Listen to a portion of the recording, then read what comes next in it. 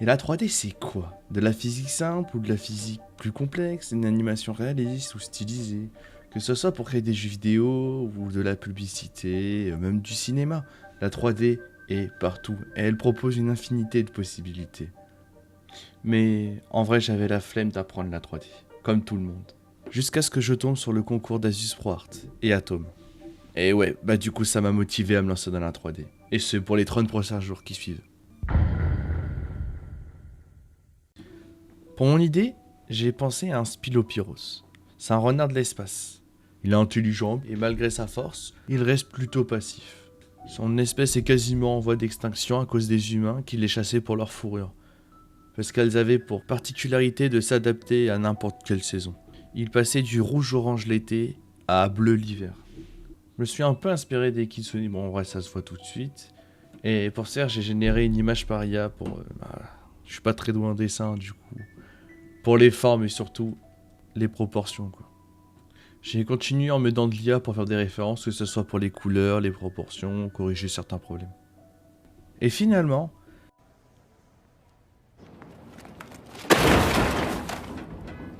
Bon cette fois, pas d'IA. Parce que c'est bancal et en vrai c'est pas fait pour non plus. Pour la création pure, ça sert à rien. Pour autre chose, je suis d'accord, c'est pas trop mal. Donc, mes références, ça va être les Tyrannides de Warhammer 40 000, le Void de Runeterra, les Yoja de Predator, Feedback de Ben 10, l'Hunter de Halo. Il y a un peu de pangolin et du T-Rex aussi. Enfin, la partie molle qu'il y a dans la joue du T-Rex. Au départ, je me suis quand même servi de la silhouette du Spilopyros de base, mais je m'en suis totalement écarté au final. Alors, le concept. C'est une créature chitineuse par nature. Elle était petite par le passé et était une proie. Il a usé de son intelligence pour s'adapter à son environnement, et peut-être un peu trop et trop vite. Il a commencé à scier ses cornes, qui sont au niveau de ses coudes, et il en a fait des lames, et a commencé à chasser d'autres espèces. Avec ce nouvel apport en nutriments, il a commencé à se développer trop vite, et de façon pas si naturelle, parce que trop de nutriments d'un coup, ça a un peu déréglé son anatomie. Il se retrouve donc déformé par sa propre évolution. Il est asymétrique. Sa droite est plus fin, mais plus létale. Son côté gauche, lui, c'est l'inverse. Il est plus épais, massif, mais il est plutôt défensif. Il est là pour encaisser les dégâts. C'est pour ça que son côté gaucher est bien plus épais. Mais son bras, il est plus petit. On voit aussi cette variation sur les côtes. Le côté gauche des côtes est plus épais que le côté droit. Il a perdu la plupart de sa chitine au cours de son évolution. Elle est restée sur ses pattes, sur son crâne et aussi pour sa queue. C'est comme si il avait perdu sa chitine au cours d'une mue. Pour la couleur, la chitine sera violette. Quelque chose qui ressemble un peu au scarabée, qui reste un côté bleuté, violet. J'aime bien, c'est sympa. La chair, elle, sera verte. Ça fait un bon petit contraste et ça change d'une chair rouge basique. Bon, pour le sketch, j'arrive pas vraiment à faire des vues de 3/4 ou autre. J'ai un peu du mal à faire ça. Et dessiner dans des angles un peu spéciaux, on va dire, c'est pas trop mon fort, quoi. Donc, je vais m'arrêter là. La tension est présente et la silhouette est déjà reconnaissable. Donc maintenant, direction Blender. Mais avant toute chose, il me faut quand même quelques tutos. Pour le premier tuto, c'est la création d'une Game Boy en 3D. Je suis le tuto et j'essaie de comprendre ce que je fais. C'est pas vraiment évident, je comprends pas vraiment les outils, mais j'apprends déjà des rudiments qui vont m'être utiles pour le prochain tuto. Je prends un cube basique que je scale à partir du sommet et ou des arêtes. Ensuite, je fais une incrustation de face dans une incrustation de face. Ça permet de garder une forme rectangle. Je fais un biseau pour arrondir les arêtes. Un shape smooth pour lisser le bloc. Ensuite, pour la croix, il suffit d'extruder les 4 faces d'un cube vers l'extérieur. Je le lisse aussi. Ensuite, pour les touches, rien de plus simple. Il suffit de mettre un cylindre. On le met en bon emplacement. On le scale à la bonne taille, évidemment. Ensuite, on le lisse et on le duplique. Parce qu'il y a 2 touches sur la Game Boy. Pour le bouton Select et Start, il suffit de redupliquer le cylindre. Sauf que dans l'edit mode, on va prendre la moitié des sommets, puis le déplacer, toujours en parallèle, comme ça on garde vraiment une bonne forme. Et en fait, ça va automatiquement faire un ovale. Tout simplement. Et on le duplique pour faire la seconde touche. Et pour finir, je prends l'image d'un jeu de Game Boy, et puis je le mets dessus, tout simplement. C'est juste une image, j'ai rien à dire. Ensuite, pour le prochain tuto, je commence simple. C'est juste des pyramides. Je place un cube, je l'édite, la face du haut je la rétrécis et ça va juste prendre automatiquement une forme de pyramide. J'ajoute un peu de couleur dans les textures, un petit socle pour que ça tienne dessus on va dire. Et surtout pour pouvoir voir les ombres, parce que je vais ajouter une lumière tout simplement. La prochaine étape ça va être des arbres low poly. Je prends un cube que je vais extruder et comme les pyramides je vais plus ou moins agrandir le cube qui est au-dessus. Mais ça va s'agir juste d'une arête qui fait le tour. Et en fait ça va faire comme une pyramide sauf que en extrudant encore par-dessus la face, c'est comme si j'empilais plusieurs pyramides pour faire des feuilles. En low poly quoi, un arbre comme ça. Tout simplement. Mais en un seul mèche. Ensuite j'ajoute de la couleur verte pour les feuilles évidemment. Marron pour la bûche tout simplement. On duplique les arbres et on change la taille d'un arbre puis d'un autre. Que ça soit bien différent, que ça soit plus naturel tout simplement. À nouveau sur un socle, évidemment. Maintenant ça va être bien plus compliqué parce qu'il va s'agir d'une épée. Et pour faire une épée je vais prendre un cube que je vais subdiviser. Je vais prendre la face du dessus et je vais la rapprocher de la face du dessous. Ça va juste aplatir la sphère, ça va faire un genre de disque. Mais en extrudant la face du dessus, ça va réaplatir la forme. Et ça va faire une forme de garde, tout simplement. Je continue les extrusions et les incrustations de face. Comme ça, je peux créer des nouvelles formes et toujours aller plus loin. Donc augmenter la garde, ajouter des petites épaisseurs dans la garde, puis faire la lame. Pour ce faire, j'approche les sommets les uns des autres. Comme ça, ça fait une lame plus fine. Donc forcément, c'est plus fin que la garde, évidemment. Mais c'est plus haut aussi. Du coup, il suffit d'aller plus haut. Par contre, la courbure n'est pas assez bonne. Donc il faut rajouter des arêtes en plein milieu de la lame. Et en les décalant, on va pouvoir l'arrondir tout simplement. Enfin, la courber. Parce que la lame est courbée. Ensuite, on rajoute des textures, de la couleur, comme ça, comme d'habitude, tout simplement. Là, on va s'attaquer à un phare. C'est plutôt très simple, on va pas se mentir. Il suffit de prendre un cylindre. On va faire pareil, on va rétrécir la face du dessus pour faire un cône tout simplement. Et ensuite on va extruder les faces pour refaire une nouvelle face par-dessus. Enfin une nouvelle face. Non, c'est une nouvelle forme qui va être plus épaisse que celle d'en bas. Toujours pour rester dans le même mèche tout simplement.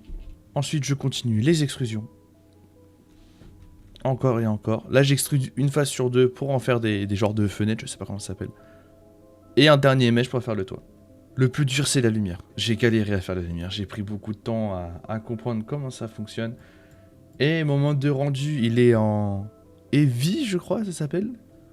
Alors que dans le tuto il avait dit de le mettre en Cycles. Mais le Cycles sur mon PC ça marche pas, donc on reste en IV. J'ai finalement réussi à faire un rendu qui est suffisant et qui ressemble bien assez au tuto.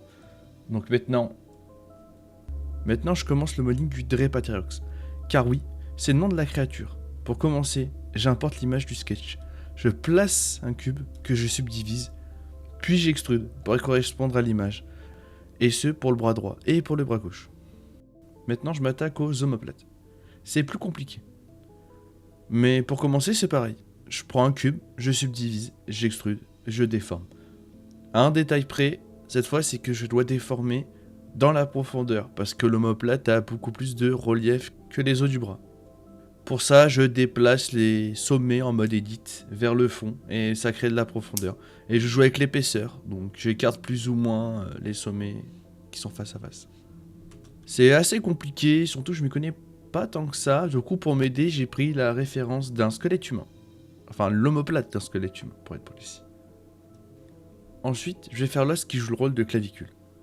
C'est plus simple que l'omoplate, mais ça reste plus dur que l'os du bras. Mais disons que c'est comme l'os du bras, mais avec de la profondeur. Donc c'est pas beaucoup plus compliqué non plus. Le plus compliqué, c'était de créer la profondeur en gardant l'épaisseur correcte, quoi. Mais à part ça, ça allait. Ensuite, je place les bras dans les omoplates. Ainsi que la clavicule. On va l'appeler comme ça, c'est plus simple. Et pour faire la clavicule de gauche, c'est pareil, c'est juste qu'il est plus épais, c'est pas plus dur. Là, ça va être plus compliqué. Parce que je vais devoir faire plus de faces pour pouvoir déformer de façon plus précise. En plus, c'est pas juste un peu plus profond. Parce que j'ai décidé de faire des côtes qui vont faire le tour par l'arrière entièrement. Et ils serviront aussi de vertèbres. Ça sera une côte vertèbre, tout simplement. J'extrude et je déforme comme à mon habitude. Le problème, c'est que je voulais dupliquer la partie que je viens de faire à gauche. Enfin, à sa droite. Mais ça s'est pas très bien passé. Donc j'ai simplement continué d'extruder jusqu'à temps de faire le tour. C'était un peu plus long, mais ça va. J'isole la vertèbre pour pouvoir faire la colonne vertébrale plus tard, tout simplement. Ensuite, je duplique la côte et je les rétrécis pour pouvoir continuer les côtes, jusqu'à 4 côtes. Évidemment, je vais les déformer, parce que les côtes ne sont pas symétriques et ne sont pas identiques du tout. Donc, normal de les déformer. Et justement, maintenant, je fais la colonne vertébrale, tout simplement, jusqu'aux omoplates. Là, je m'attaque à la partie qui a été la plus difficile pour moi. La tête. Toujours la même base, un cube subdivisé et déformé. Le but est de faire la mâchoire inférieure. Et ensuite, s'occuper de la partie supérieure. Et elle m'a pris beaucoup de temps, la partie supérieure. Et j'ai regardé aussi s'il était possible de se servir d'une forme pour couper dans une autre. Et oui, c'est possible, mais ça servira plus tard, pour les yeux surtout. Et les traces dedans aussi. La partie du haut a été très compliquée à faire. Elle m'a pris plus de temps que je ne pensais, mais en même temps, c'est tout à fait normal parce qu'il s'agit de la version finale. Le résultat est pas mal et il me convient. Peut-être modifié plus tard, mais pour le moment, je continue. Les jambes. Il n'y a pas grand chose à dire, c'était très similaire au bras en fait, tout simplement. J'ai juste dupliqué pour en avoir deux et puis voilà. Bon, après j'ai essayé aussi le sculpt mode, mais c'était une catastrophe, donc je suis resté sur les outils que je maîtrise pour le moment.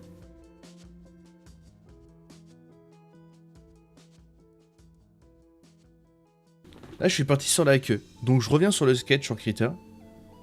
Je mets mon squelette en 3D, enfin une image de mon squelette en 3D, comme ça je peux redessiner par-dessus pour la queue, tout simplement. Comme ça j'ai les meilleures proportions. Donc, on revient sur Blender et subdivision, cube, tout ça. Voilà, la même musique. Sa queue lui permet de contrebalancer son poids, parce que son bras gauche étant plus petit que son bras droit, bah ça déséquilibre un peu quand il court. Il se sert de ses 4 pattes normalement. Et je réitère à peu près la même chose cette fois-ci, mais pour les mains, tout simplement.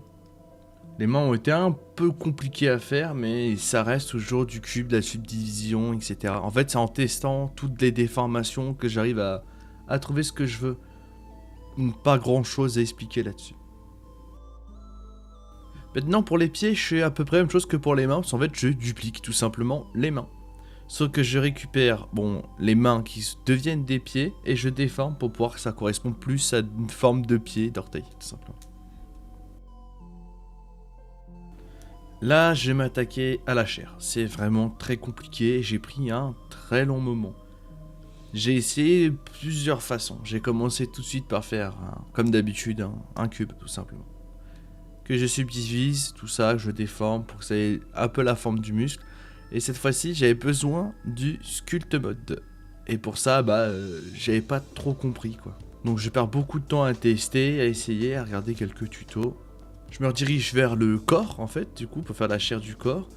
Et au final, j'opte pour un plane que je extrude, en fait. Et je fais tout le tour, tout simplement. Et l'intérieur, il est creux. Mais pour pouvoir faire un sculpt dessus, il faut mettre un multirailleurs. Je sais pas comment prononcer ça. Mais c'est comme une subdivision, mais un peu plus complexe, sur lequel on peut sculpter et faire des formes dessus. Et comme ça, je rajoute de la matière, puis je creuse pour faire un genre d'effet chair, tout simplement. Et je réitère la même chose tout simplement pour les bras et l'avant-bras. Que ce soit le bras gauche ou le bras droit, ça reste un bras. Et entre les doigts. Ensuite, je reviens sur la chair du corps, que je vais modifier et extruder. Donc en fait, j'ai juste ajouté de la matière à partir de là. Pour aller faire tout le coup. Et je resculpte par-dessus. Je rajoute de la matière, puis je lisse, puis je recreuse pour faire un effet chair, tout simplement. Et je refais exactement la même chose pour la partie du bas. Donc des hanches jusqu'à la queue, tout simplement. Ensuite, je m'occupe de la chair de la queue, ce qui est entre les deux morceaux de chitine. Donc il y a 2 morceaux, tout simplement. Et pour finir, je m'occupe de la chair des jambes. Et ensuite, celle des pieds. Là, je crée 2 petits morceaux de chitine pour habiller un petit peu les bras. Mais pas beaucoup, et un peu craquelé, parce que, forcément, comme je l'ai dit, en évoluant, il a perdu sa chitine. Quelques morceaux qui restent un peu cassés. Entre deux, j'ajoute un petit peu de couleur, faire un petit peu de texture quand même, et repérer un peu qu'est-ce que ça pourrait être plus tard. Et je fais l'autre morceau de gauche aussi. Et pour finir, je le fais pareil, mais pour le morceau qu'il y a au niveau des hanches. J'ajoute les yeux, et maintenant je texture un peu tout le corps. Je trie un peu mes mèches aussi pour pouvoir me repérer correctement pour la suite. Là, je m'occupe des antennes que j'avais totalement oubliées, hein, tout simplement. Toujours de la même façon. Sauf que cette fois-ci, puisque c'est une antenne, j'utilise un cylindre, tout simplement. Ce qui est plutôt logique. Et j'enchaîne avec la partie de membrane. Tu sais, le petit truc qu'il y a dans la joue du T-Rex. Et bah, j'ai essayé de le rajouter, parce que bah, je l'ai pas encore fait. Et j'en ai aussi ajouté en dessous du bras et aussi au niveau des articulations des jambes. Ça a été assez difficile parce qu'entre prendre un plane, j'étais pas sûr si c'était mieux que de prendre un cube ou non. Donc j'avais hésité un petit peu. Donc finalement je suis parti sur un cube que j'ai juste rétréci. Là je m'occupe de texturer un peu tout simplement. Bah, de tout. Donc changer les textures, mettre des effets, tout ça pour ajouter un peu plus de profondeur et que ça soit pas juste une couleur plate qui brille. Là ça va être compliqué et particulièrement long. Parce qu'il va s'agir du rigging. Le rigging qui va marcher avec une armature. En gros, on va créer un squelette. Mais un squelette non visible. Qu'il faudra lier avec les mèches. Donc, la jambe doit correspondre à l'armature jambe. Donc, on appelle ça des bones. C'est-à-dire os, littéralement. Donc, le bone qui va correspondre à la jambe. Ou au bras, ou à l'avant-bras. Pour pouvoir bouger les avant-bras et les jambes. Donc, de créer un corps articulé. Donc, je pars sur la création de l'armature du Didrepathyrox. Et le but, bah, c'est de faire correspondre les bones en fonction des articulations du corps. J'ai pris beaucoup de temps. J'ai essayé d'animer la membrane pour qu'elle puisse tout simplement se déformer en fonction de la position de la mâchoire aussi. Commencer à lier les mèches aux bones de l'armature. Problème étant, c'est que certaines parties, il faut la lier avec automatic weight. Qu'est-ce que c'est ? En gros, c'est du poids automatique. Donc ça va déformer automatiquement. Mais ça marche pas sur les parties qui sont censées être rigides. Du coup, ça se déforme comme si c'était un bout de chair. Donc la chair, automatic weight. Ça marche, mais ça dépend de plein de choses. Donc c'est un peu compliqué et j'essaie de faire le plus simple possible. Donc je continue. Je teste encore et encore. Et petit à petit, je commence à savoir quoi faire. Pour le squelette, il suffit de lier au bone de l'armature qui correspond à l'articulation qui est censée bouger. Tout simplement. Donc, l'os du bras, il va être lié avec le bone du bras. Sauf que l'os, il faut être lié comme un bone pour qu'il garde sa rigidité. Par contre, la chair, elle, avec un poids automatique weight, qui va permettre de déformer la chair, ce qui est plus logique et plus beau en fait, tout simplement. Je vais me reprendre pas mal de fois, recommencer 3-4 fois en fait, parce que à chaque fois ça me plaisait pas et quelque chose n'allait pas dans l'articulation de l'armature. Et en plus, il faut pas oublier de parenter certains bones à d'autres bones pour qu'ils soient liés et qu'ils bougent en même temps. Et encore, mon rigging n'est très loin d'être parfait. Mais il est fonctionnel au final. C'est bien ce que je pense qui m'a pris le plus de temps, en fait, tout simplement. Non seulement parce que c'est assez compliqué, mais pas vraiment. Ce qui est plutôt compliqué, en fait, c'est la réaction du mesh en fonction de l'armature, tout simplement. Maintenant que c'est assez convenable, je vais rester là-dessus, sinon je vais perdre beaucoup trop de temps et j'aurai jamais le temps de faire quoi que ce soit. Là, je m'occupe de régler tous les problèmes de chair qui passe à travers le corps, ou la chair qui est pas assez bien, ou les petits creux. Et maintenant, je vais m'occuper de la texture, et ce, à fond. Je vais partir sur une texture pâte à modeler, imitation stop motion, tout simplement. En premier temps, j'essaye de créer une texture avec une trace de doigt, en fait, dessus. Mais j'ai pas réussi à la faire répéter correctement sur le modèle tout simplement. Et ça faisait trop dégueulasse. Donc je suis parti regarder des tutos et je suis parti sur un autre tuto. Et finalement j'ai trouvé quelque chose qui pourrait être vraiment très sympa. Donc le but, je crée du bruit et un displace. Donc en fait ça va être une déformation tout simplement. La déformation va être liée à la position d'un empty, un plane axe, je crois. Pour être exact, il sera invisible dans le rendu et lorsqu'il tournera sur lui-même, en fait, ça va bouger la déformation tout simplement. Donc, je pars rajouter de la texture sur ma texture. C'est marrant, mais c'est à peu près ça. Donc ajouter un effet avec des petites traces. Bon, cette fois, j'ai pas utilisé texture de doigt parce que ça marchait pas. Donc on va utiliser plutôt des textures par défaut qui sont dans Blender. Donc un effet un peu spiralé qui peut ressembler et s'apparenter aux traces qu'on a sur les doigts. Et sur les mains aussi. Mais c'est plus les doigts. Changer les reflets de la couleur pour que ça fasse quelque chose de plus terne, donc qui correspond plus à de la pâte à modeler. Appliquer la déformation sur tous les mèches en fait, tout simplement. Sauf le squelette, parce que le squelette ne se déforme pas, ce n'est pas de la pâte à modeler. Et les mains aussi d'ailleurs. Et les pieds hein, évidemment, parce que les mains et les pieds vont de pair. Maintenant je m'attaque à l'animation. Il suffit tout simplement de faire des rotations sur les bones de l'armature. Et de créer des keyframes.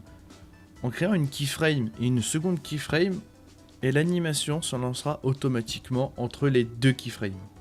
Une keyframe sert d'image de référence. Donc on va mettre à une position 1. Donc la keyframe 1. La seconde keyframe par exemple, ça pourrait être la tête vers le bas.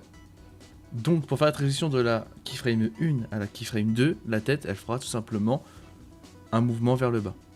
Et si on ajoute une troisième keyframe après, mais que cette fois elle remonte, et qu'on répète ça, elle fera la tête de haut en bas, comme si qui disait oui. Je suis pas très doué pour expliquer, mais j'espère que vous avez compris. Donc là je l'anime, il va mettre un coup dans le vide, il va crier, et il va courir, des trucs assez classiques. Et une position idle pour la fin. Idle, c'est-à-dire une position inactive. Comme dans certains jeux, quand on bouge pas, ton personnage il lance une petite animation, il ne reste pas totalement figé comme un modèle 3D sans âme. Je vais ajouter un fond bleu tout simplement, comme décor. C'est très rudimentaire. Tout simplement parce que c'est maintenant que je m'occupe du décor. L'animation me satisfait. Je pourrais peut-être la peaufiner plus tard. Ça, ce n'est pas un souci. Pour les décors, j'ai juste mettre en règle 2 rochers. Hein, on va rester très simple. Et une petite grotte, tout simplement. Je vais faire une texture un peu similaire à la chair. Mais évidemment, en restant assez différente quand même. Que ça ressemble quand même de la pâte à modeler. Mais cette fois-ci, quelque chose de pas mou.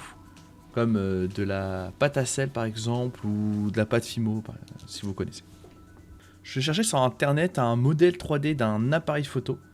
Parce que j'essaie de chercher pour faire un effet studio, tout simplement. Changer les textures du décor, la couleur s'il faut. Là, je rajoute un tapis. Enfin, un tapis. Ça ressemble plus à une petite moquette qui est vraiment pas mal. Je trouve le rendu est très très bon. Évidemment, pour calculer autant de poils, j'ai peut-être abusé de mettre 2 millions de poils. Mais franchement, le rendu est plus que correct. Il est même super, je trouve. Je teste toujours mon animation dans le décor. Je teste pas mal de choses. Et j'essaye aussi de créer une physique sur les poils pour que les poils s'affaissent en fait. Impossible. En vrai, impossible. C'est pas possible. Ça a trop de calculs. Mon PC, il décède en fait. Il y a trop de poils. Faut quelque chose de plus rudimentaire. Mais dans ce cas-là, j'ai juste abandonné l'idée de faire de la physique sur l'herbe, sinon le rendu est moins bon. J'avais décidé de rajouter un petit travelling sur le côté, un peu, 62 degrés à peu près. Ça ajoute un peu plus de dynamisme en fait, tout simplement, surtout à la fin, pour tourner un peu sur le modèle 3D. J'ai fermé un peu la salle, bon pas totalement, parce que ça ne sert à rien, parce qu'on ne voit pas ce qu'il y a derrière. Mais pour que ça fasse une salle fermée. J'ai pris le modèle 3D d'une softbox pour le mettre dans le décor. Et puis en fait ça sert de repère pour la lumière tout simplement. Et de rendre quelque chose d'un peu plus réaliste dans la lumière parce que la pâte modelée c'est un peu réaliste. Même si le rendu n'est pas réaliste en soi, la texture doit l'être, l'éclairage doit l'être. Pour ça j'ai utilisé de la lumière de type Area et simplement régler la puissance de la lumière. Et regarder un peu par rapport à la diffusion de la lumière, des ombres, tout ça, etc. La lumière était vraiment la dernière chose à travailler et maintenant que je suis satisfait, et c'est fini. Et voici le résultat de ces 30 derniers jours.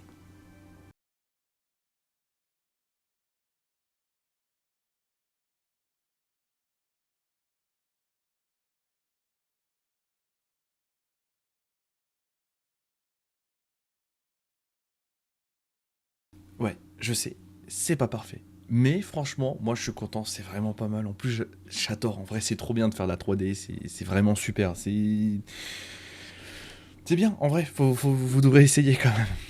Ça vaut le coup, franchement, c'est satisfait. Franchement, c'était bien. Merci d'avoir regardé jusqu'au bout. Sur ce, je vous dis ciao tout le monde.